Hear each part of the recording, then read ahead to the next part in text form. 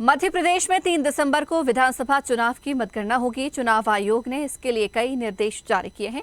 इनमें काउंटिंग का समय से लेकर कई बातें हैं। इस बार विधानसभा चुनावों की काउंटिंग में मतगणना स्थल पर अधिकृत कर्मचारी ही प्रवेश कर पाएंगे। एमपी के मुख्य निर्वाचन पदाधिकारी अनुपम राजन ने आज तैयारियों को लेकर जानकारी दी और कई बातें साझा की।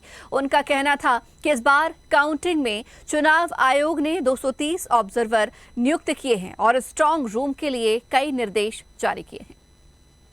मतगणना 3 तारीख को है। ये 52 जिला मुख्यालयों पे मतगणना होगी।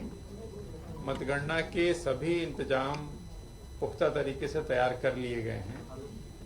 सभी 230 विधानसभा क्षेत्रों में भारत निर्वाचन आयोग द्वारा नियुक्त प्रेक्षक वहां पहुंच गए हैं। उनकी देख रेख में ये मतगणना 3 तारीख को होगी। स्ट्रांग रूम पूर्णतः सुरक्षित हैं। सभी स्ट्रांग रूम पे सेंट्रल फोर्सेस की व्यवस्था है। मैंने खुद लगभग 10 जिलों का दौरा करके इसको देखा है। कहीं पे बीएसएफ है, कहीं पे आईटीबीपी है, कहीं पे सीआरपीएफ है, कहीं सीआईएसएफ है। तो स्ट्रांग रूम पूरी तरह से उनकी सुरक्षा के अंतर्गत हैं, राउंड द क्लॉक। सभी जगहों पे बाहर में स्ट्रांग रूम के बाहर एक स्क्रीन लगी हुई है और वहां पे उस स्क्रीन पे सीसीटीवी कैमरे के माध्यम से लाइव फीड उनको मिल रहा है, वो लोग देख पा रहे हैं। जो राजनीतिक दल हैं उनके प्रतिनिधि भी वहां बैठे हुए हैं।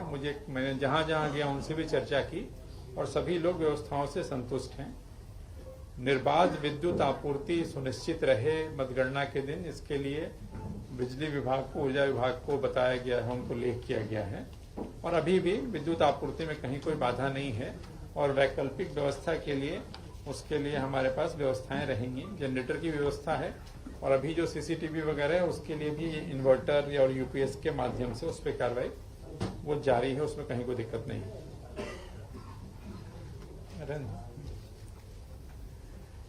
भारत निर्वाचन आयोग के द्वारा भी कल बैठक की गई। हमने भी कल हम लोगों ने कलेक्टर्स और एसपीज के साथ वीडियो कॉन्फ्रेंसिंग करके लगभग 2 घंटे तक जिलेवार समीक्षा की गई। सिक्योरिटी एस्पेक्ट को लेकर के भी और काउंटिंग सेंटर की व्यवस्था को लेकर के भी। जैसा मैंने आपको बताया कि 3 टियर सिक्योरिटी अभी भी है और काउंटिंग के दिन भी रहेगी। सिर्फ पासधारी, जिनके पास पास होगा वही लोग अंदर जा पाएंगे और जिनके पास अधिकृत पास है नहीं है उनका प्रवेश वर्जित होगा। हर विधानसभा की गणना के लिए अलग अलग हॉल बनाए गए हैं। एक हॉल में, किसी भी एक हॉल में 2 विधानसभा की गणना नहीं होगी। सामान्यतया 14 टेबल लगाए जाते हैं एक विधानसभा क्षेत्र की गणना के लिए, लेकिन हमारी कुछ विधानसभा ऐसी हैं जिनमें मतदान केंद्रों की संख्या बहुत ज्यादा है। तो इसको देखते हुए कई विधानसभा क्षेत्रों में 14 से ज्यादा टेबल हम लोगों ने आयोग से अनुमति लेकर के वो लगाई है, ताकि जो परिणाम है वो हमें थोड़ी शीघ्रता से प्राप्त हो सके। उदाहरण के लिए जैसे सिवनी में लखनादौन है जहां सबसे ज्यादा मतदान केंद्र हैं, वहां पे 407 मतदान केंद्र हैं। तो यदि 14 टेबल सामान्य प्रक्रिया के तहत 14 टेबल से आप काउंटिंग करते हैं तो काफी वक्त लगता है, तो वहां हम लोग 21 टेबल लगाएंगे। तो इस तरह से कई सारी विधानसभाएं हैं जहां पे 21 टेबल, कहीं पे 18, कहीं 16, कहीं 20 इसके माध्यम से कर रहे हैं।